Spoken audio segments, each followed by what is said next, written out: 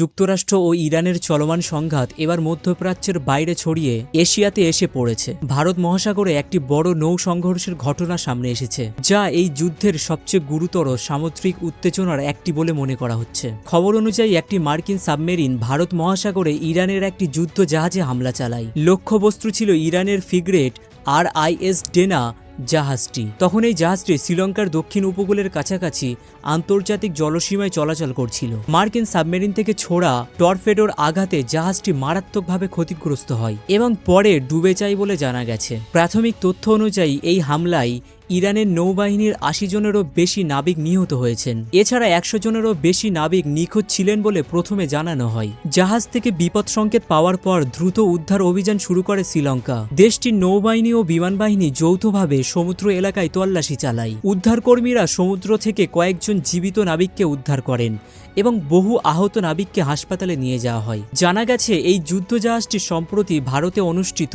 একটি বহুজাতিক নৌ মহড়ায় অংশ নিয়েছিল। সেই মহড়া শেষে এটি ইরানের দিকে ফিরছিল, আর ঠিক সেই সময় এই হামলার ঘটনা ঘটে। বিশেষজ্ঞরা বলছেন কয়েক দশকের মধ্যে এই প্রথম কোনো সাবমেরিন যুদ্ধের সময় একটি যুদ্ধজাহাজ ডুবিয়ে দিয়েছে।